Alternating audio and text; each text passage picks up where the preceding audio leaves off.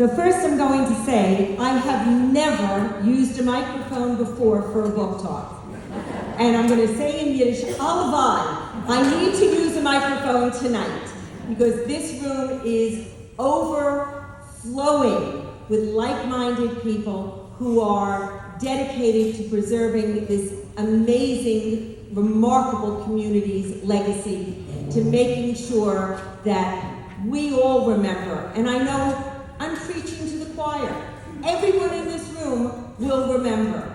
But it's our job as Jewish women, because God knows we can talk, is to go out of this room and to talk about what we hear tonight, and to talk about all the stories you've heard all your lives. It's part of your DNA. I know it's as ingrained in you as it is being proud of your grandchild, or boasting about your son who got into dental school, or your cousin who married Mr. Right.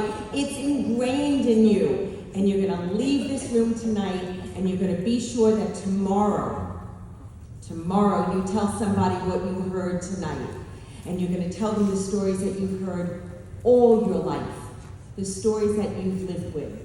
And even though most of you in this room, and some of you might have been, because I am beyond humbled to be speaking to a room not just of daughters of survivors, but to have so many survivors in this room tonight. I cannot tell you how humbling that is.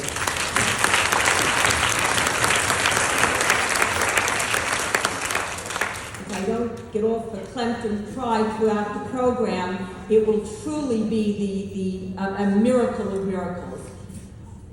But it is, talking about this book is something I have been doing non-stop for 12 years. My children laugh when they say that I actually follow women into restrooms in public spaces and say, can I just tell you a story from Recipes Remembered? Because it has my heart and soul. And again, I know it has yours. And I know that whatever story I tell you tonight, you've heard. You've heard it with a different survivor. You've heard it in a different camp. You've heard it in a different woods, a different death march, a different experience. But we all have in common this need to share these stories. And that's what Recipes Remembered does. I will start out by saying that my husband, that incredibly handsome and patient man over there who is now videoing, because I'm going to try to press this. No, my granddaughter stayed up past her bedtime to watch in New York, but it's not happening. But we crossed the border, and I am now adding to my personal resume, book smuggler. Who would have thought that at 67, almost 68 years old, I could add something new to my resume, but it's book smuggler. Because we got to the Canadian border with a trunk load of books, which I am going to compel you to purchase, because not only are the proceeds from tonight going to the new and amazing Toronto Museum, but all my proceeds, anything that's on these fingers and these red-soled shoes, all goes to charity. We have sold 20,000 plus copies of this book. 20,000 plus. And it has all benefited a Museum of Jewish Heritage, our Holocaust Museum in New York, other organizations, and to help us reprint the books. We are now going on our 8th printing so that we are never out of circulation. So that is why I say, buy a book. And if there are no more books, and I'll say Alavai again, if there are no more books, I will make a way, I will smuggle them across the border again. I will come back to Toronto. I didn't even get to eat any hot dog on the street or shoe shop or do any of the other things that I feel you're famous for. And we will bring you more books. So we will get started, and I'm just going to ask if I can have just a cup of water that's over on the table. So I'll start with the obvious. First of all, I started by saying I never use a microphone, and that's because my son-in-law says that I have the loudest voice on the planet. So even amplified, I think you can probably tell that if I didn't have a microphone in front of me, you would probably still be able to hear it. But just so that I don't really blow out the ears of the people in the front, all for the sake of those in the back, I will use the microphone. I started this project back in about 2009, and it was an outgrowth of something that my very wise and supposedly watching sister once said to me, and that was on the heels of our having sold our family lighting business. Now, many of you might actually have something Murray Feist hanging in your home. You might have bought it at Union Electric or Royal Lighting or Living Lighting. Those were all, unless God is calling you, turn your phone off. Thank you. Now, for all I know, I'm in a room of survivors. God could be calling somebody in this room. I don't doubt it, but unless you're expecting a call from him or her, let's turn it off. So we sold that business, and my sister said to me, we did well. Now let's do good. And I was trying to figure out what my good was going to be. And because I don't think I'm as good a person as my sister, who decided to volunteer for the Israel Cancer Research Fund, which has an amazing office and center here in Toronto. You're actually our most well-represented branch of the ICRF. But I decided my good would have to be something I could really have fun doing. And for me, that was something to do with cooking, because I love to cook, I love to eat. That man over there loves to eat as well. And so I knew I was going to cook. And I also had tremendous respect for the Museum of Jewish Heritage, which is our Holocaust museum at Battery Park, whose position for those, can I just see with a show of hands, has anyone been? Okay, it's an amazing museum, and I'm going to say it's in a very hard to get to place, all the way back there. Good for you. It's about as far from where most people in New York are as you are in the back of the room. It is not an easy place to get to, but it has a view of both the Statue of Liberty and Ellis Island, and it perfectly encapsulates what they stand for. They have an eye to the past, but they also illuminate the future. And I wanted to do something to benefit that museum. So I went to them one day, and I said, I've got a great idea. I'm going to write a cookbook, and I'm going to donate all the proceeds to you, and you don't have to do anything. And much to my surprise, they said, that sounds like a great idea. Write the book. And I went home, and I was now panicked, because I now said, oh my gosh. I'm going to have to write this book. I'm going to have to really do this. This is not, I really have to walk the walk, not just talk the talk. So I studied how to write a cookbook. I went to the New School down in New York, and I learned the ins and outs of writing a cookbook. And I made my first call.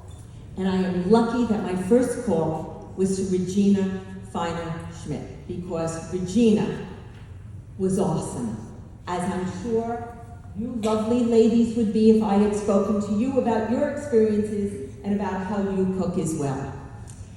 And she said to me, Mamala. Now, I'm starting out by saying, I am the worst at accents.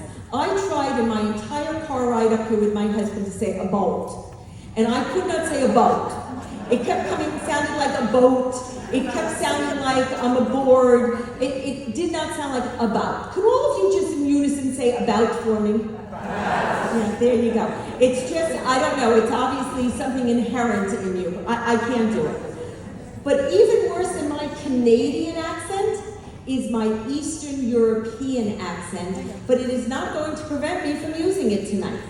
So in my best Eastern European accent, Regina said to me, oh, Mamala, I hear you live on Park Avenue in New York City. And I said, I do. And she says, well, then maybe instead of you coming to me, I'm going to come to you. So, one wonderful day, Regina Feiner came to my apartment. I don't know if she was entirely impressed and felt she slept for no reason, but she came to my apartment and we talked about her experience during the war. And she told me her story. Stories that you all know, stories that you've heard all your life. First time I had heard it. And she told me the story. And we took a deep breath, and we got through it. And I heard about the people she lost, and I heard about the people she found. I heard how she went to a DP camp, which I have to be honest, is the J date of the war. Because you did not need, there were no apps, there was no Match, there was no photo, no Googling anyone. You went into a DP camp alone, depressed and isolated. You came out married and pregnant. That's just the way it goes. Just the way it went. So she told me about her experience in the DP camp. And after I said to her, well, we got through with the hard stuff. Now it's going to be easy. We're going to talk about food. Tell me about your signature recipe. And she said, what? What's a signature recipe? And I said, Regina, it's something you make all the time. And she says, oh, put this down so I can use my hands. So she said, oh, my signature recipe? I make kluski. Hey, kluski, you know kluski. I didn't know kluskis. I said, how do you make them? She says, well, sweetheart, it's so easy. You take a little bit of flour, mix some potatoes, you have kluski. And I, of course, looked at her and I said, well, Regina, maybe you have kluski if you do that. I know I'm not going to have kluski if I do that. So her daughter Evelyn was there and she said, I speak Regina. Let me help. So she says, Mom, when you go to the supermarket to buy the ingredients to make kluski, what's the first thing you buy? She says, well, that's simple. I buy potatoes. She says, good. She says, and when you buy potatoes, do you buy 5 pounds, 10 pounds? How big a bag do you buy? She says, I buy a bag. She says, can you carry the bag? She says, there's nobody else to carry it for me. She says, Mom, when you make the kluskis, she says, how many potatoes are left in the bag? I had known Regina now for maybe 45 minutes. I was positive that I knew her answer. She says, I wouldn't leave a potato if my life depended on it. I was starving during the war. I know better than to leave a potato. And with that, Evelyn looked at me and she said, she carried the bag, she used them all, 5 pounds of potatoes. Every recipe unfolded in the exact same way. I was told to add a bissel of this and a handful of that. Now, I had never written a cookbook before, but I've read cookbooks, and I know that generally Julia Child did not advise you to use a bissel of this and a handful of that. So I had to hone in on how you actually made and prepared these dishes. Again, with a show of hands, I was told so many times to use a glass. Right. We all know it was a Yortzeit glass, but back in the day, a Yortzeit glass was generous. Now, a Yortzeit glass is this big. I was told to make a cake by Dr. Ruth Westheimer, who, even though she's American, I'm sure you've heard of her. She did not advise me on anything sexual, much to his dismay, but she did advise me to use an eggshell of matzo meal. Hello? A jumbo eggshell? A regular eggshell? So for 1 year, in case you want to know if you can make the recipes that are in this book, for 1 year, I tested and tried every recipe I was given over and over and over again until they could be perfectly replicated. And at the end of that year, that sainted man turned to me and he said, you know, for 1 year, we've been eating like 80-year-old Polish peasants.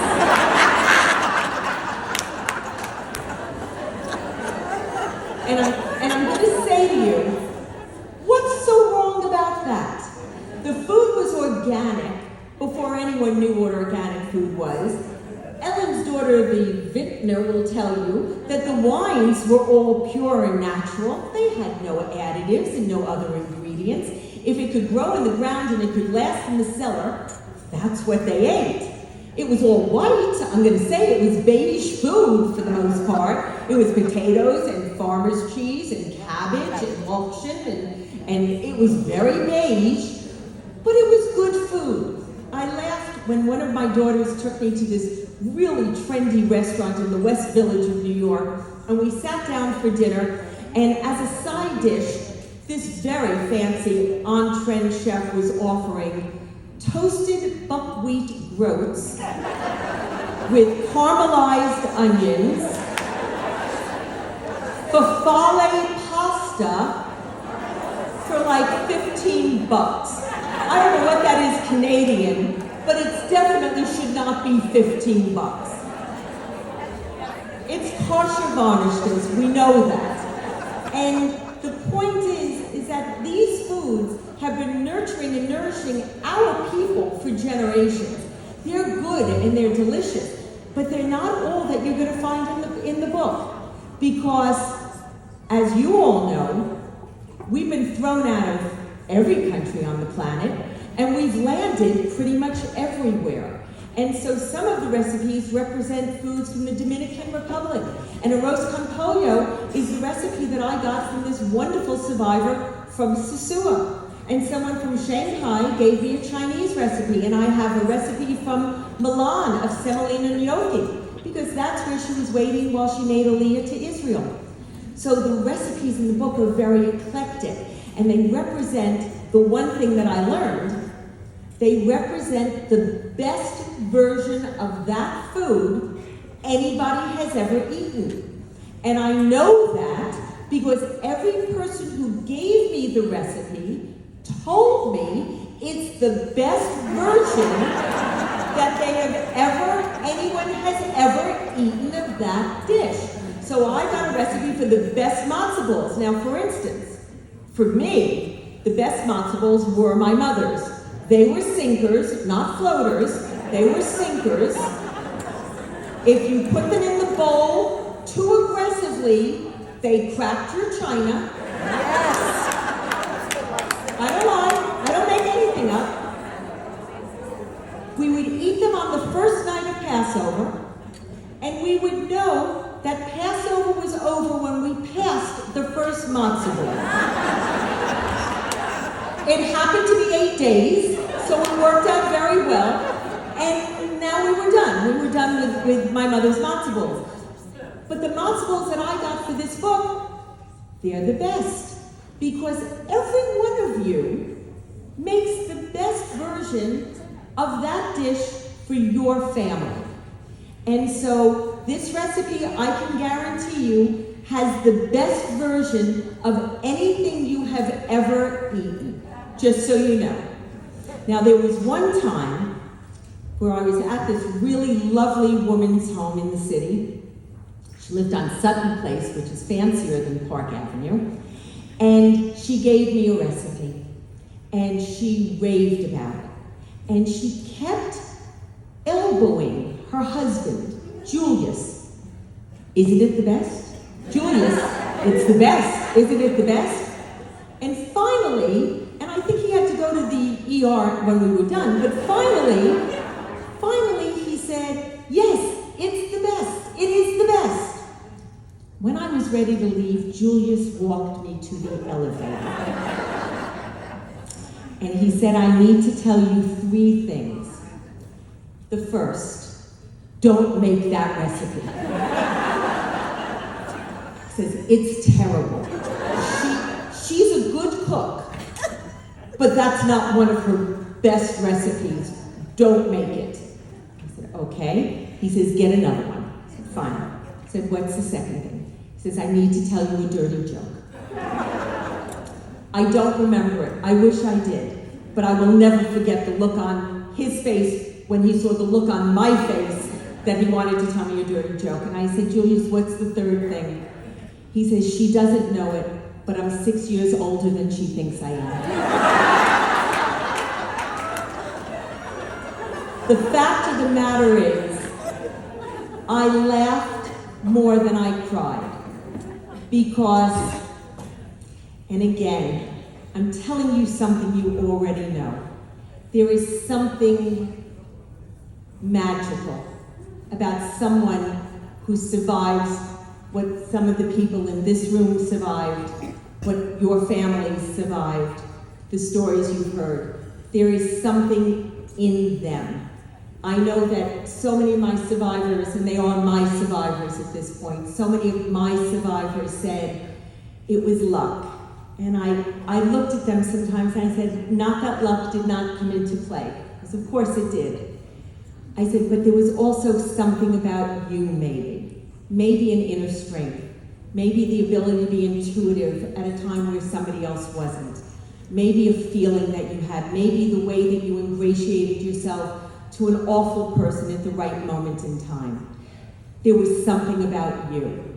There is something about this remarkable community of Holocaust survivors that has imprinted on me. I don't have a single family member who was a survivor, but this community has imprinted on me to such a point that I don't stop talking about them for 12 years, and God willing, I will continue to do for as long as anybody wants to listen. So you look at this book and you say to yourself, it's lovely. This lovely woman, she drove all the way from New York. I'm surprised you even let us in. We're like that noisy downstairs neighbor that the upstairs neighbor keeps wanting to stomp on the floor and say, stop, knock it off. That's what I think New York is to Canada. But you let us in nonetheless. And I came here not to talk about a cookbook. I'm not talking about a cookbook, because some of you don't cook anymore. Some of you have a grandchild who has become a vegetarian vegan who only eats on odd days of the week. I'm sure some of you have turned your kitchen maybe into a Zumba room. Maybe you do Zumba in that room. It's possible. I don't care if you don't cook anymore. You read.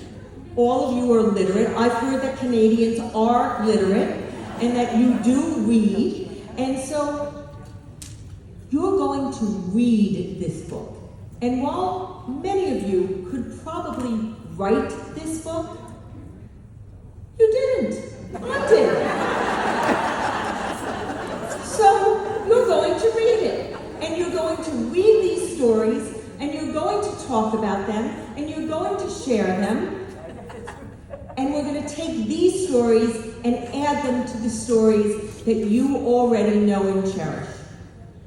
So I'll start with a story about Mary. Not a very Jewish-sounding name, but Mary. Mary Mayer. And I went to Mary's home on a very, very snowy day. And I got to her door and she said, sweetheart, I'm so sorry. I don't have a story to tell. And I looked at Mary, because I had already spoken to about 75 survivors who also didn't have a story to tell. And 3 hours later, their story was told. And I said, Mary, I bet you have a story to tell. And she did. And she was a Hungarian survivor. And those of you who are familiar certainly know that the war came late to Hungary. And I think many of the Hungarian citizens, Jewish citizens, thought that they had probably lucked out here. And so some who had been in boarding schools and other places began to trickle home because they felt they were now safe. And it's now 1944, and Mary's family was one of those families. She lived a very privileged life, and she went to boarding school in Switzerland. But her family brought her home. And the war came to her town, and the Nazis took her mother and her father, and her governess got false papers for Mary to say that she was a Christian child. And she risked her life by doing that, but she loved Mary and wanted to protect her. And Mary got on a train with those papers, and she went from the Buda side of Budapest to the Pest side. And she saw a flyer at the train station. Someone was looking for a farmhand. Now this was a child who had a governess and people who cooked and cleaned and did everything for her. And she was now applying for a job on a farm as a farmhand. And she got the job, and she worked there throughout the year of 1944 into 1945. And one day Mary was up in the attic, and she saw a tank coming down the street. And she said, "That's it, we're finished." And so she walked downstairs, and she went out on the street, and she greeted the driver of the tank. And she said to him in German, remember she's Hungarian, she says to him in German, "Welcome to our town. We're so happy to have you here." And he answers her in Russian. And he says, "I am here to liberate your town." And she answered him in Russian. And she said, "I am a Jewish girl. Take me home." And he hoisted her up on the tank. And they drove to the edge of the bridge, where the bridge to connect the two sides together. But it had been destroyed during the war. And I said to her, "Mary, oh my goodness, how did you get home?"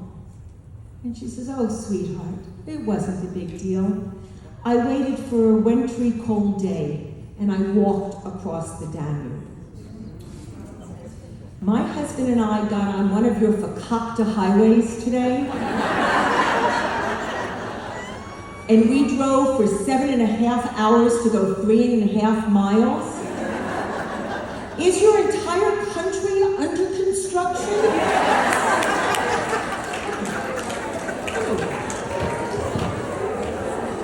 Back to Mary.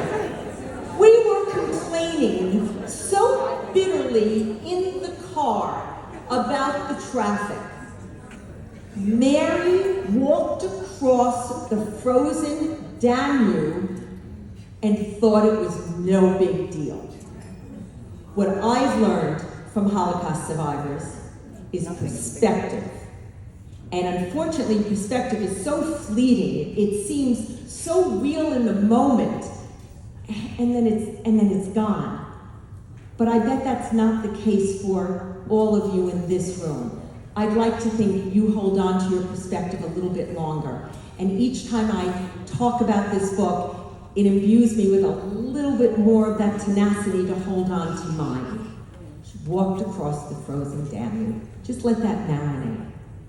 Celia Kenner, she was 7. Great cook.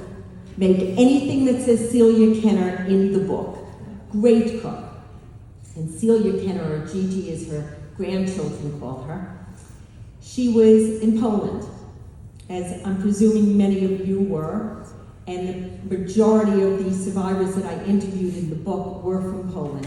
And you'll see that the book is divided by country because each of the foods are representative of the country that we spoke to them from, and their stories all seem to be similar. Hungarian stories were similar. The Sephardic Jewish stories from Greece were similar, and such was the same for the Polish. So Celia was in Poland, and she was playing on a playground with a group of children that had been her friends the day before. So she had no reason to think they were not her friends on that particular day, until a truck drove by with a megaphone saying, "We're collecting Jewish children." And her friends all said, "There's one!" And they grabbed her, and they put her on the bus. And Celia, 7 years old, I actually think she was like 6.5, turning 7, said to the bus driver, "Why did you do that? Why did you pick me up? What did I do to you? Do you have children? Would you want somebody to do that to your child? Let me off this bus now." And he opened the door and he pushed her off the bus, which was very lucky for her because the bus was not going anywhere good. And instead she ended up in the ghetto. And I don't know if it was the Lodz ghetto, which I know was founded by members of this congregation, but she was in the ghetto in her town. And her mother was a beautiful woman. And while she didn't give me details, she certainly implied that it helped her mother work on the outside. But her mother would come into the ghetto on a very regular basis, and she would check on Celia. And Celia was there with a couple of aunts and uncles and some cousins. And one day her mother came in and she said, "They're going to liquidate the ghetto. You have to hide." And they spread the word throughout. And they all found hiding places.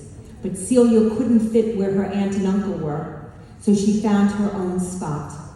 And again, lucky for her, she did. Because she said she heard on the street that night her aunt's voice calling out, "Celia, wherever you are hidden, stay, my dear, and be sure to tell our story." And Celia the next day was still hidden, and her mother came into the ghetto, and she searched for her, and she found her, and under a cloak, she wore a large coat, she smuggled her out of the ghetto, and she took her to a farm in the woods, where a Christian family said they would take care of her.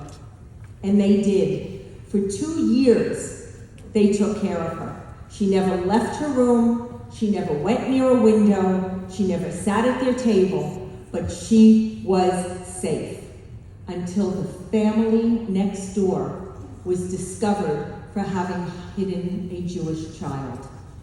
And the mother in this home said, "I cannot risk the lives and the safety of my children. I can't hide you here any longer. I'm going to take you to a barn.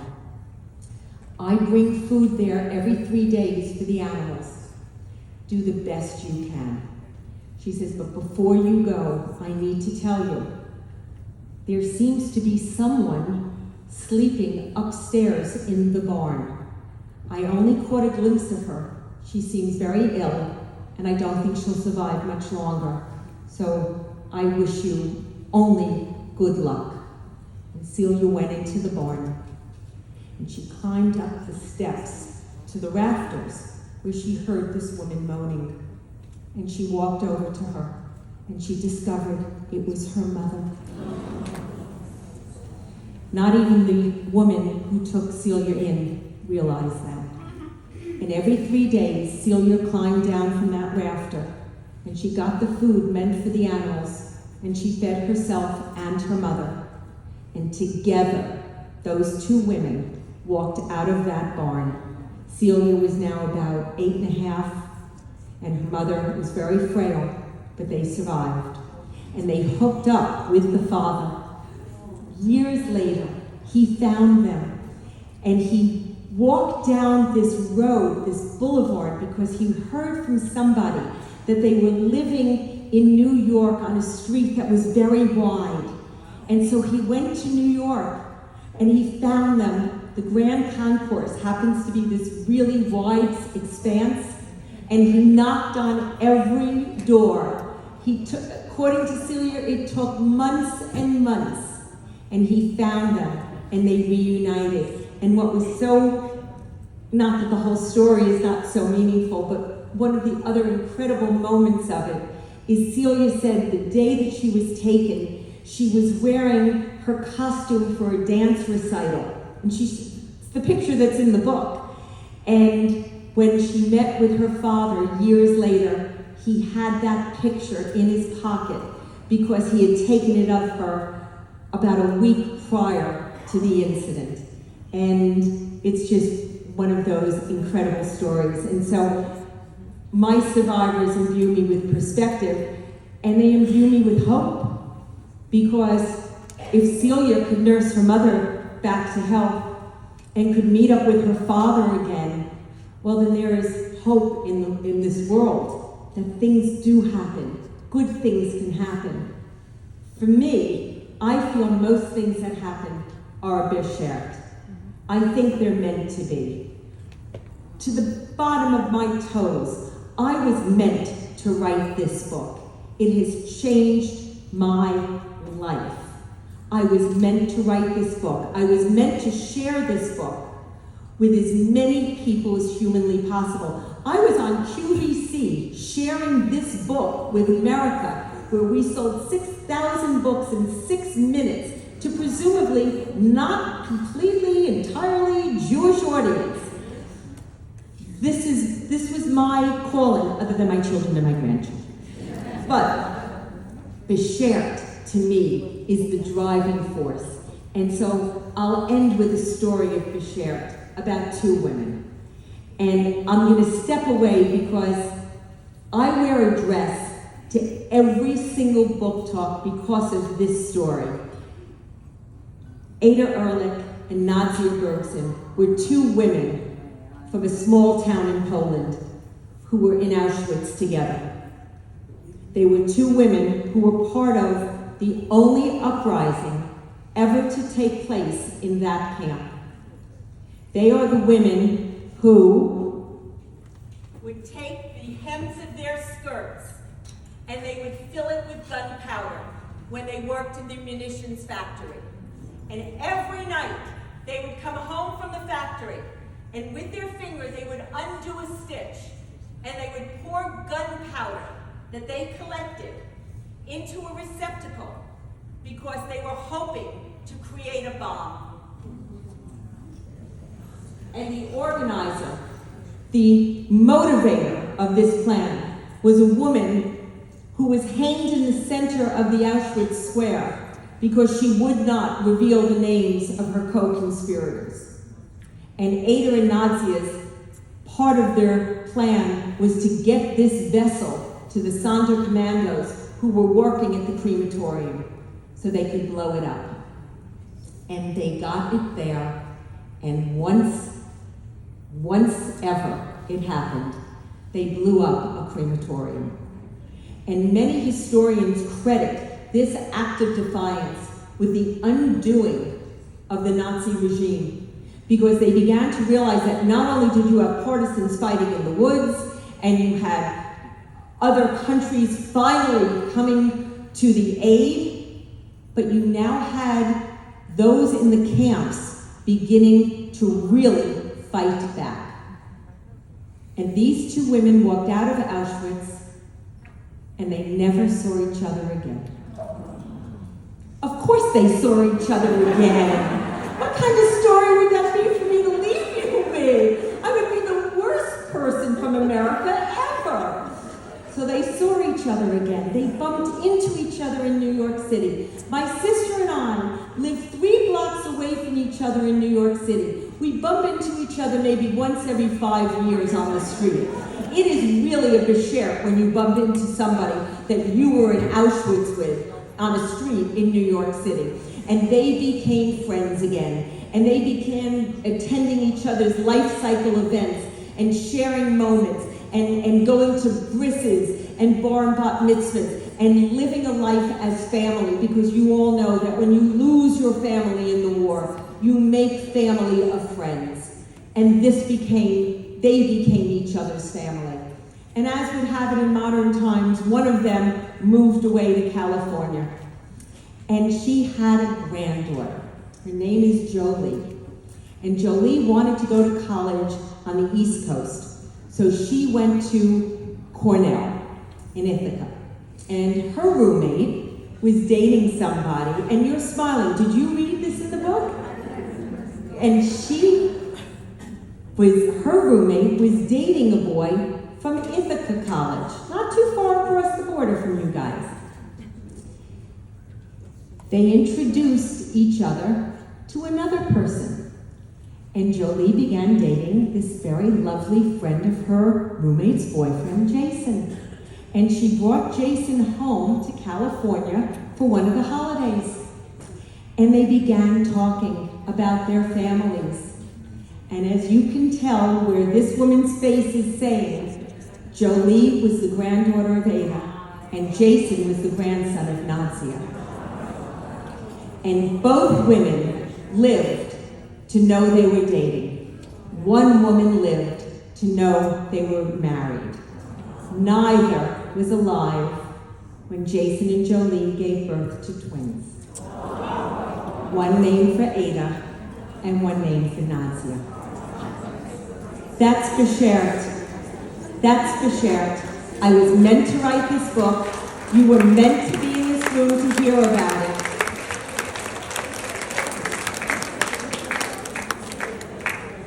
this is why we're here. I'm here personally because I saw Niagara Falls today. It doesn't compare to the force of nature that are Ellen and Esther. They could power the entire grid and probably complete the construction of your roadways in much faster time. So I thank you ladies for bringing me to this beautiful place. I'm going to take a picture of you amazing women so that we have it for you in the back. You've got some spinach in your teeth? Yeah, you. Okay, good. Okay, all good. I want everyone to say, well, we could do better than that. How about we all say Beshert? Thank you. Thank you for listening.